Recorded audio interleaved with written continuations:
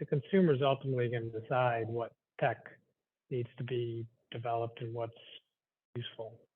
They're starting to drive more and more.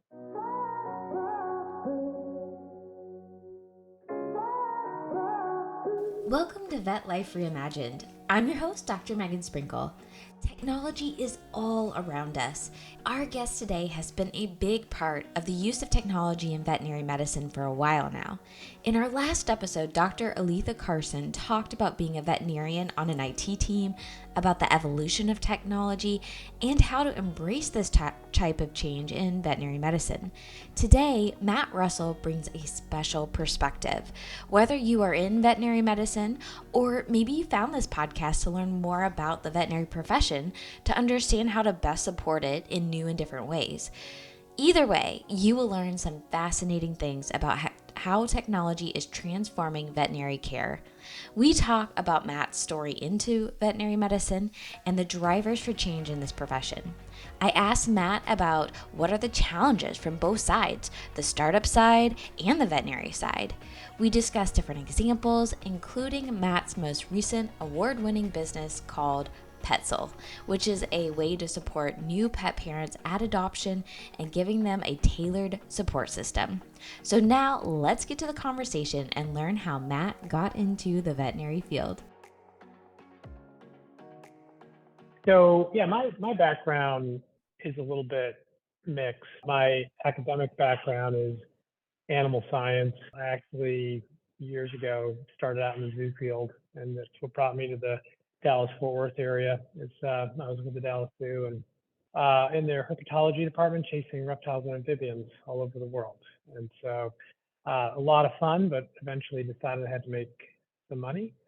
And so I jumped over to animal health. I helped manage some veterinary practices here in the Dallas-Fort Worth area, about 25 years ago as I was finishing up school, and just noticed a lot of opportunities, and workflow challenges and problems that needed to be solved through technology in the veterinary space. And so over the last 2 decades, I've done a series of startups. One was in radiology around the time that the vet space was starting to meaningfully make its transition from analog film to DR and CR. We developed some technology that could digitize film for archiving or for use for teleradiology for practices that hadn't gone digital or who had and wanted to combine studies together. And that was acquired by a large telemedicine firm that it's actually now IDEXX Telemedicine. A few years later, I did a client communication platform that in the exam room practices could use to bring a wide variety of pathologies to live through animation and illustration integrated with practice management software. So if you had a dog in the exam room with a ruptured cruciate or a cat with resorptive lesions or whatever, right, you could show here's that animal's image, here's the normal, and then you could easily transmit information back to that pet parent to later be reviewed at home. Patterson Animal Health acquired that. I was with them for about 5 years, led their tech group. And then, more recently in 2015, we launched a couple of other startups, one called rVetLink, which was a bridge between primary and specialty care.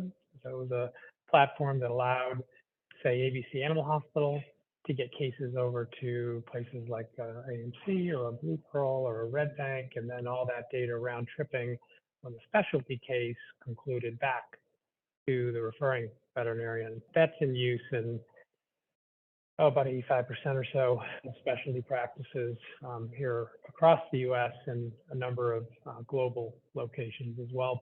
We got so good at practice management software integration that a number of companies said we wanted to ride those same rails to better integrate with practice software. And so we spun off a separate startup called DataPoint, which was basically a middleware that allowed companies to integrate into PIMS. And those were acquired by IDEXX in 2017. And from there, I spent about 5 years at IDEXX in software business development and strategy. Left IDEXX middle of last year, and crazy enough to start something else up, which I think we're probably going to talk about in a little while. And it sounds like you've been a huge part of the evolution of technology and growth of technology in the veterinary profession. So I think that's really cool to talk to you. And thank you so much for all of that.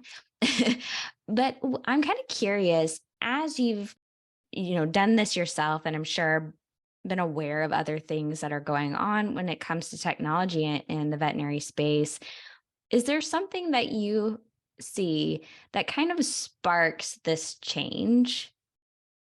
Yeah, there's been a lot of change, and my focus has been in practice software, right, that helps drive business, the clinical workflow. Right, there's a lot of technology in practice. In practices is biotech with vaccines and diagnostics and therapeutics and things like that. And there's your practice software that's kind of the heartbeat that does everything from ensuring that appointments get scheduled and medical records get entered and diagnostics are integrated in the workflow, and lots of things that these software systems have to do. And so that's taken a lot of evolution and change over the years. And right, big change unfolding now, going from your traditional on-premise practice software solutions to cloud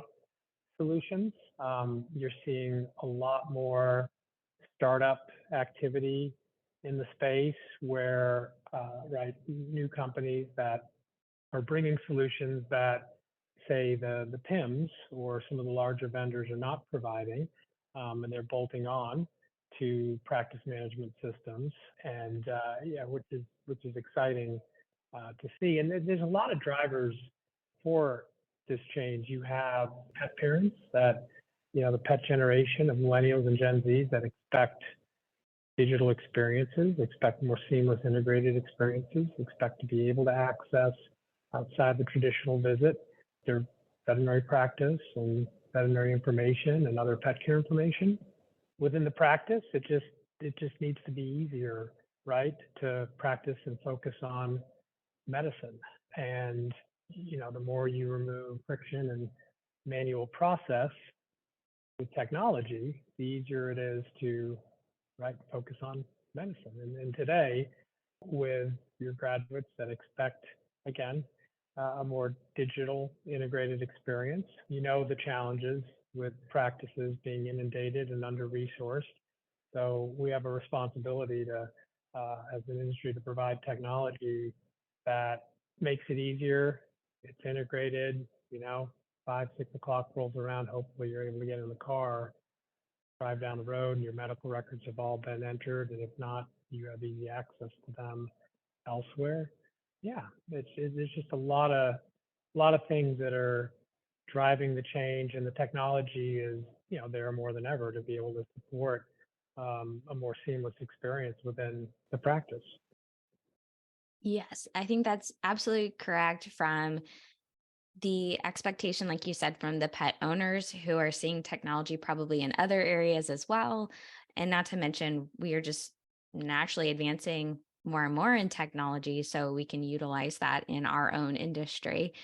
So you mentioned challenges, and I'm sure there are challenges from so many angles when you're dealing with problems and trying to find a solution for them.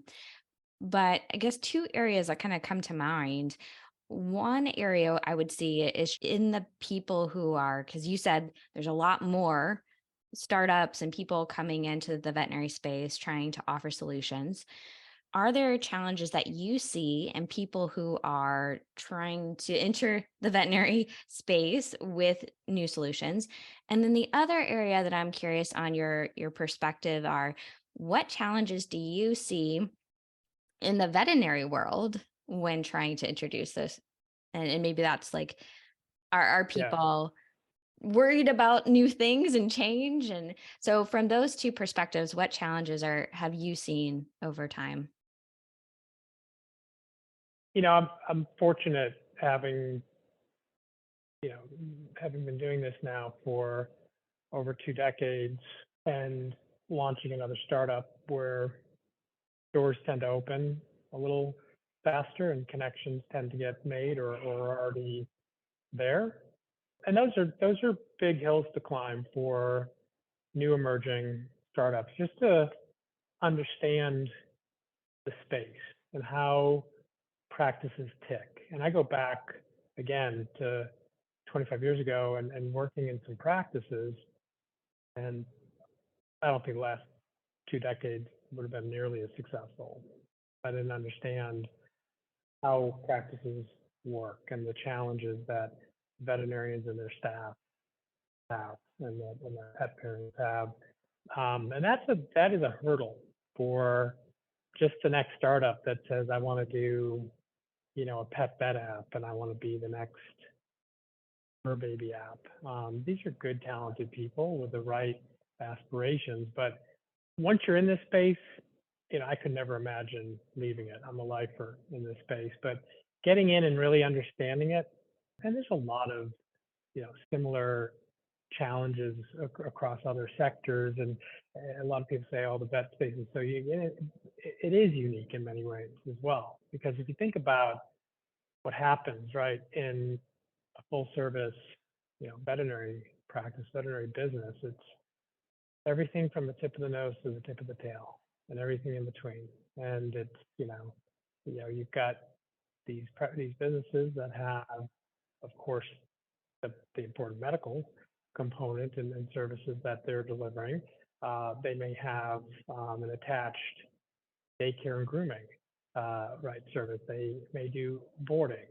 They may have retail and OTC availability, and it's a lot of things that happen within a veterinary practice. And you layer on the emotional things that happen in a practice, and the fact that they're under-resourced and everything. It's like there's a lot to understand when you are trying to figure out ways to solve problems for veterinary practices and in a very thoughtful way, because a lot of startups come in and introduce things that were not necessarily well thought out, aren't necessarily well integrated, and therefore they get weeded out, they fail.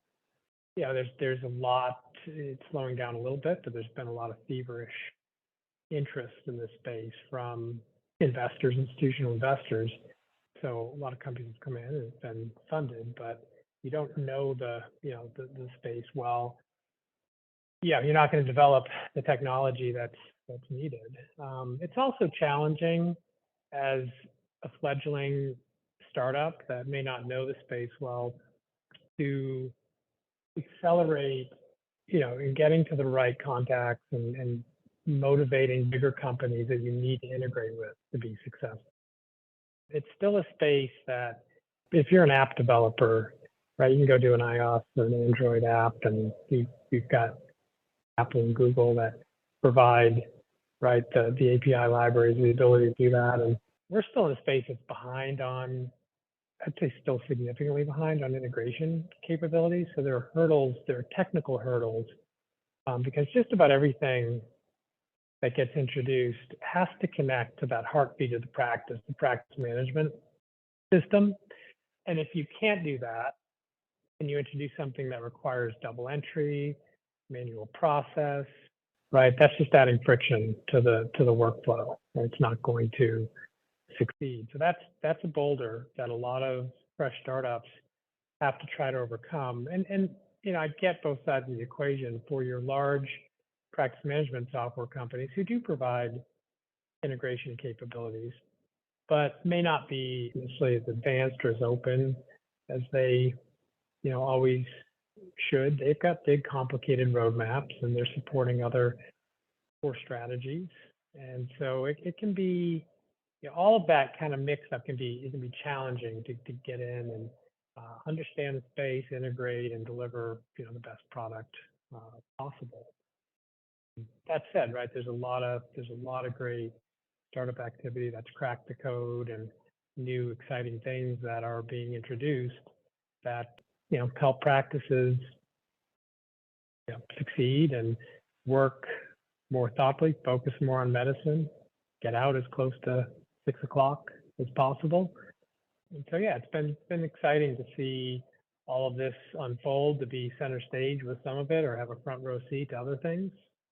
On the practice side, when it comes to change and adopting new technology, I think there's more of an appetite than ever. There's generational shift in younger veterinarians that expect digital experiences and integrated experiences, and they certainly see, right, they've got this in their hand all day, and they know the power of that, and therefore they know what technology can do to have them practicing better medicine, gaining efficiency, delivering better experiences for pet parents. All that said, right, it is an industry that is a little slow to adapt and change, and so one of the biggest struggles is you might have the best next app or something that's really going to have a positive impact on the practice, but if you're not delivering that, implementing that, onboarding your customers in a very thoughtful way that keeps change management in mind, and making sure that it's easy to get on board, it's easy to pick up. You've got a system with a UI UX that's easy to learn quickly. You're gonna have challenges. You can deliver great tech, but if your change management approach isn't right, you're probably not going to succeed. I caught something that you said, and you said something about once you've gotten into this industry, in the veterinary industry, you don't want to leave it.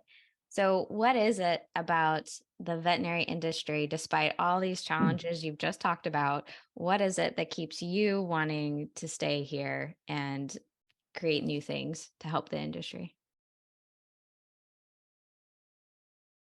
Veterinarians are great people, wonderful, present company. Right here, the industry folks, the veterinarians.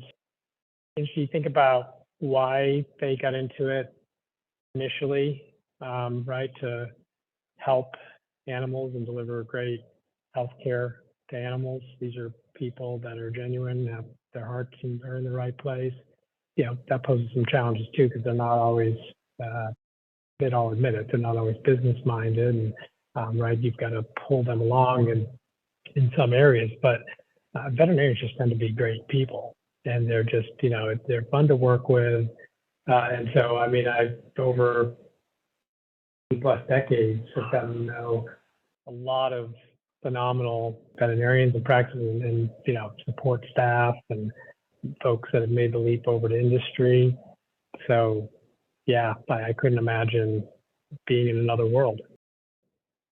Well, I can't disagree. I think that veterinary medicine does attract some really amazing people, whether it's the veterinarians or our staff, or even people like yourself who come into the industry from other angles who help support it. I think this really is a place of special people for sure. So, coming back to, you started a brand new endeavor again after doing quite a few different projects and working with large people in the industry.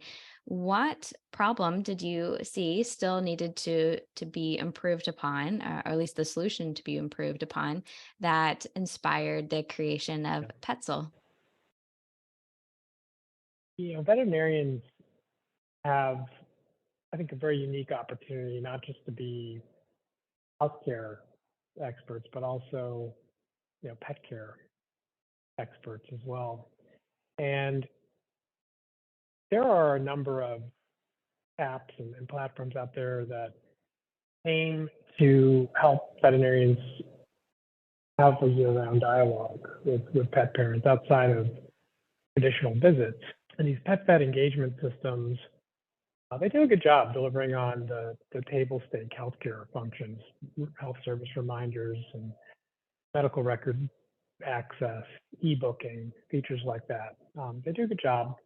They have talented teams, but they deliver other things, healthcare content, next heartworm article or the next flea tick or dental health article, and all important things. But they're all things that pet parents care about a few times a year. And so none of these systems have really, none of them have really cracked the code on, nurturing a year-round dialogue between veterinary businesses and the pet parents they serve. None of them are getting picked up on, let's not even say daily, but weekly or monthly basis and being used, right? You don't typically need to look at your pet's medical record or book an appointment with that frequency. And so I know the space well. I've analyzed, I've landscaped it for various companies, and I think there's a huge opportunity to deliver a platform that helps veterinary businesses have a more meaningful dialogue and be more involved, not just in health, but general pet care. That's really the genesis of Petszel. Petszel is going to differentiate in a few key areas. It is going to directly integrate near real time with shelter management software. So we're going to be able to start, having an impact and developing relationships with pet parents pre-vet care. So they understand the appreciation of healthcare, and we can drive them towards veterinary practices because we know who they are, when they reside, and adopted. We can do it in a species, breed, age, geo-specific way. We can get them opportunities in convenient radius around their home, and we can, through integration between shelter and practice management software, have medical record continuity.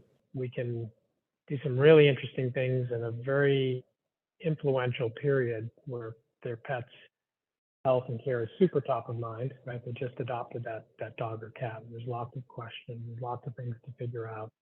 And so, we're gonna be deeply integrated at the point of pet acquisition, and we're going to deliver an experience that is a really compelling blend of both health and pet care and pet lifestyle functionality. Major investments being made in both text and video-based content, which nothing terribly unique about that, but if you can do that in a way that is tailored to that pet parent and that pet, because you have the data to do it, that is pretty unique. And if you can then connect, that pet parent with, the best brands and services, and there's a lot of opportunity there. Yeah. When you started saying that there's a gap in being able to stay connected, the veterinary or medical care and the pet owner on more of a from daily, weekly basis, in my mind, I went, there's a way to do it outside of dancing on TikTok or on Instagram Reels. So I'm sure veterinary teams are extremely Yeah. ecstatic for you to offer something besides them being on TikTok. So But it's going to take some of that flavor though too. yeah. It's going to take, there's so much of the content out there that's being delivered in the vet relationship. It's like the pet parent isn't going to read a 5 or 6 page article on heartworm disease and heartworm prevention, right? It needs to, sometimes not going to read it all. It needs to be a TikTok-ish minute and a half, no more than 3 minute, type video. It needs to be fun and punchy, but deliver the information as well. And so we're working on a lot of things like that. Oh, that'll be interesting. Do you have any current examples of how Petszel has helped veterinarians better engage with their clients and improve collaboration? We're in build mode, so we're focused first in this initial phase. Petszel launched in January, and we're focused initially on the pet acquisition, pet adoption experience, post adoption, I should say, right? As they're driving down the road from the shelter, what can we deliver? Because we integrated with shelter software, and we want to get them to vets and into the vet software. So the post adoption experience is about 75% developed, and it's leading up to a pilot that will begin mid-September with 15 of the largest animal shelters in the country, some of the largest, most progressive, high volume shelters. We've got those lined up. We've got some great partnerships lined up, because at the point of adoption, There's a lot of things that need to happen, and it's all done in a totally analog way.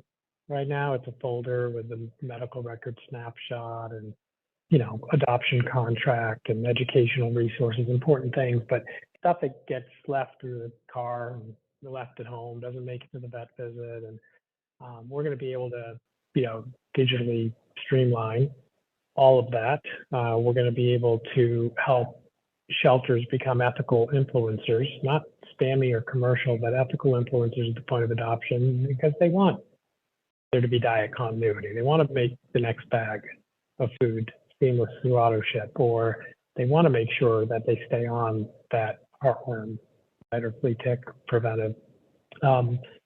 Mixed breed being adopted, they want to be able to recommend a reputable DNA kit, and they want to participate ideally in those transactions. So it's funding opportunities back to the shelter. We're doing all of that through the Petszel post-adoption experience, and serving up to pet parents veterinary opportunities in their area. So this is all leading up to our pilot launch in September. So you'll have to have me back at some point to re-ask that question.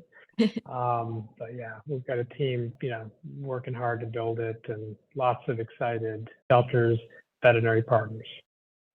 Yeah. Well, and I've also learned in entrepreneurship, you have to test and try and learn a lot really fast. So I'm curious, in all of this work, is there anything that you've kind of learned, whether it's about shelters or anything in this new endeavor that kind of surprised you?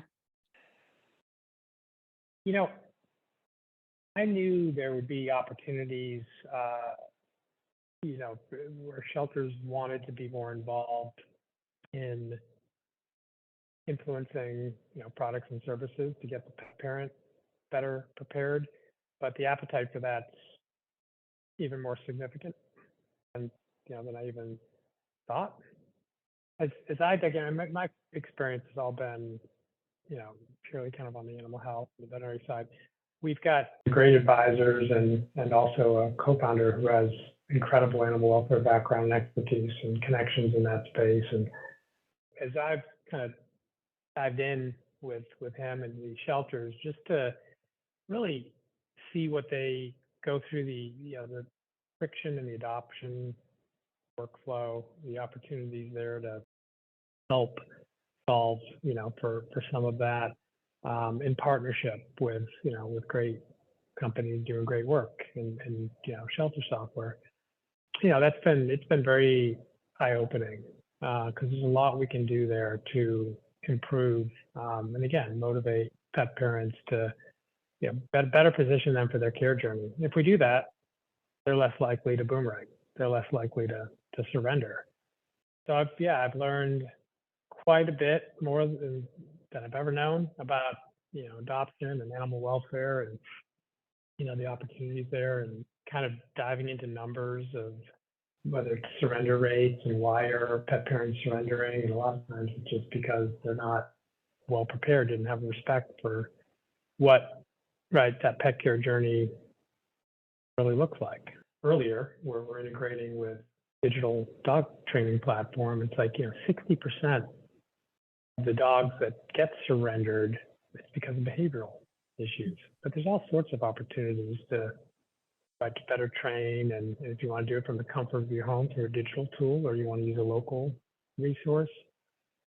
So there's just so much. We knew this would be kind of a key pillar of differentiation for Petszel, but here in the last 6 months, it's just the opportunities have just kind of ballooned, and what we can do to help complement the technology that's already in shelters, and build that bridge, much like we did, between primary and specialty care with our rVetLink. There's a lot of parallel, actually. Yeah.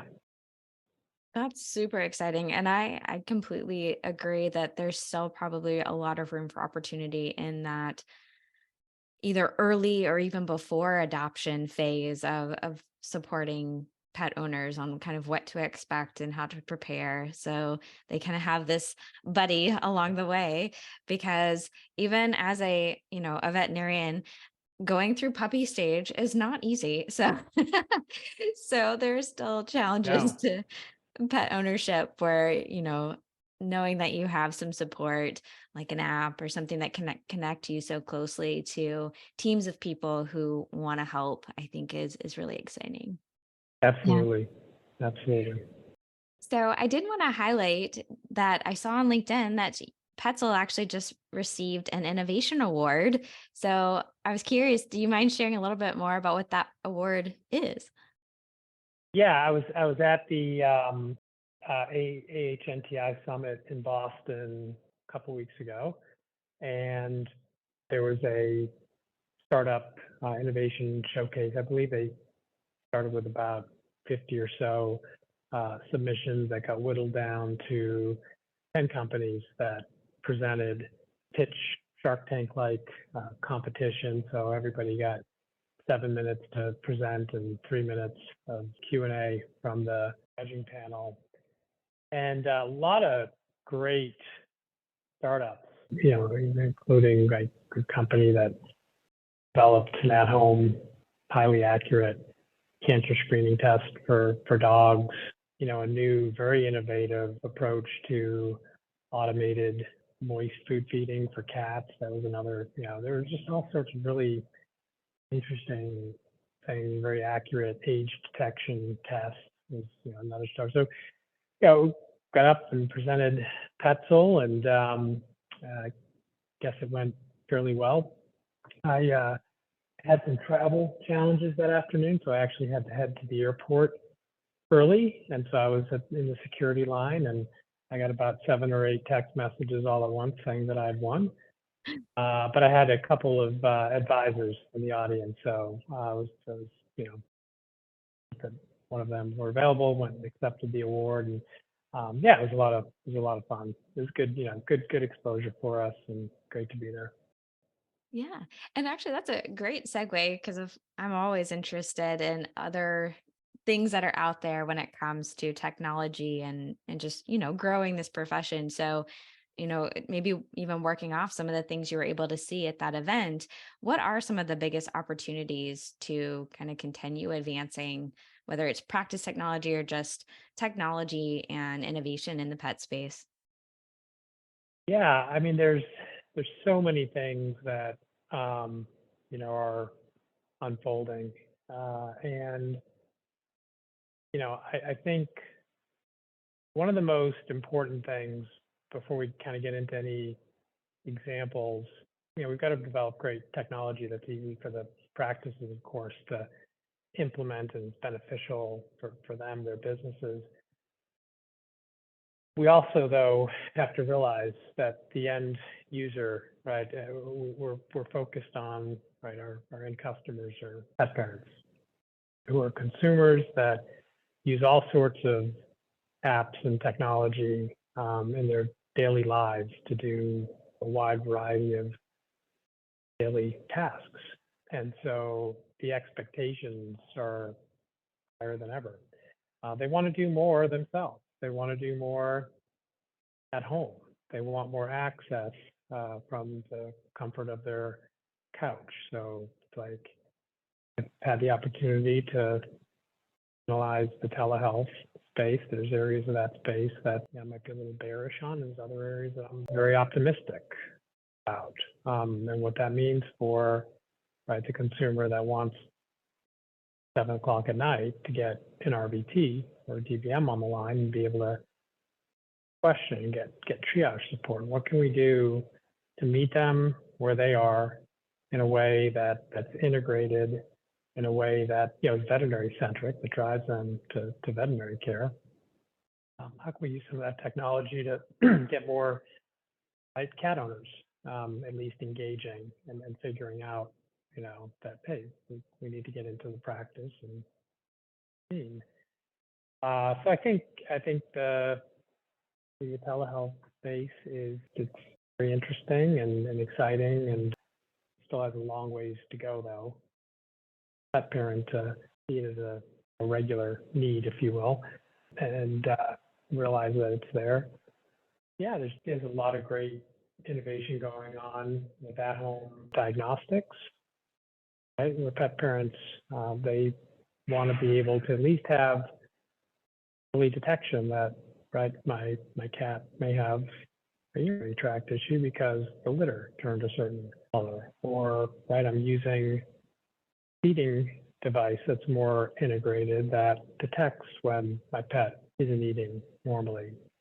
Or, right, you've got interesting things going on with wearables, right, that can detect certain health conditions. And those have been very slowly adopted so far, but the ones that have or 360-degree functionality that help track health, help loss prevention through recovery through GPS, have training capabilities, those are really interesting. And how can we integrate that, right, with the veterinary health record? So, I mean, those are some examples of areas that, kind of paying attention. It's like what the consumer is ultimately going to decide what tech needs to be developed and what's useful. They're starting to drive more and more, right, their pets' health and general care. That is definitely true. So I think I said this at the beginning. I think it's so important to bring in different perspectives when we're either trying to solve a problem or just continue to grow. And so, are there other industries that inspire you or that you look at when it comes to technology innovation? I think looking at cross-consumer tech and looking at, what your behemoths like Apple and Google and Meta are doing and what's working there, what's gaining traction, looking closely at the rapid evolution of AI, and how does that impact, right? Veterinary healthcare is going to have a ton of impact. Tools like ChatGPT, OpenAI, there's already veterinary applications for those tools. And so looking at those areas and how can we apply them to helping, right, veterinarians, practice better medicine, deliver better care, and deliver, again, these experiences that pet parents want. Yeah.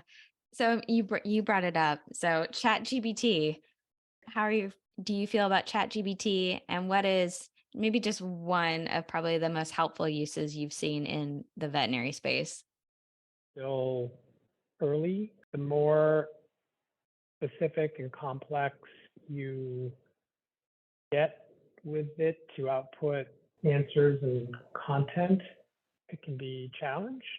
And so we have to be really careful that what it's putting out is accurate and quality. That said, when you think about being able to generate, content's a big component of what we're doing with Petszel. And most of our content, is being generated initially by AI, and then is being expert reviewed by veterinarians and potential technicians.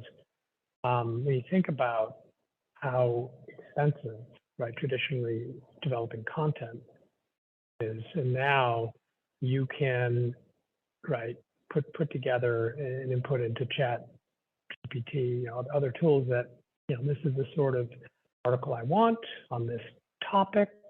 Here's going to be kind of your target audience, and I want something that's fun and punchy and bite-sized, and 10 seconds later, you've got it. And we have found, particularly in generating more kind of like general pet care content, it's pretty good, right? And it requires it certainly requires review, and it requires some wordsmithing. But for us, it's a game changer on being able to generate volumes of content, because that's what it's going to take to, if we want to really engage with pet parents year round, we got to put stuff in front of them that they care about on a more regular basis. But there's, some exciting things going on in general with AI and a wide variety of areas, diagnostic companies that can provide diagnostic decision support tools based on AI because they sit on, a mountain of lab and other diagnostic data. There's just so much. It's such an exciting and innovative time. It is. I completely agree with you. I am a big advocate of ChatGPT, but definitely check accuracy, especially when you start to get into like medical. I have Yeah. found that there will be errors, but oh goodness, it definitely helps Yep. with speed. Absolutely. And organization, ideas. It's great for brainstorming ideas. So I've definitely used it and I am excited to see where it goes. Absolutely. So, well, Absolutely. Yeah. we we're about to run out of time, so I'll do just kind of a last few questions for you, maybe just to get to know you a little bit better. But I'm curious, do you have any pets of your own? We've got some adopted cats, but yeah, well, there's 5 of them actually. Yeah, no, we're a cat household. You're in good company. There is no reason to be ashamed of 5 cats. So this is the perfect Yeah, audience who will understand yeah. that. Well, that's wonderful. Do you have any hidden skills or interest? Any hobbies? Anything? When I'm not doing business travel, I'm traveling all over the world, just exploring areas I haven't seen.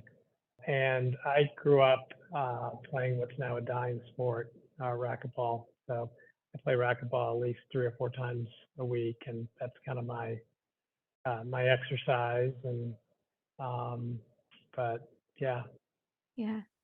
and I love to eat. Hey, that's a good one.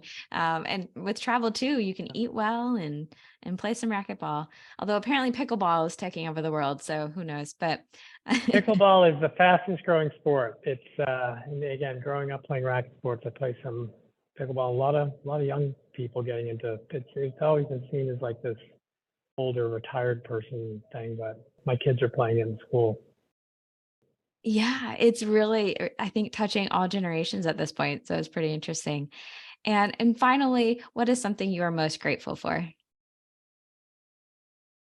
Uh, I've got 2 wonderful children. My 2 sons that are 18 and 16, and my family. So first and foremost, just very grateful to have a wonderful supporting family, and just grateful to have spent now over 2 decades in this wonderful industry that's come so far. And but as we look through the windshield, there's still tons of opportunities ahead to continue developing technology to help support veterinarians.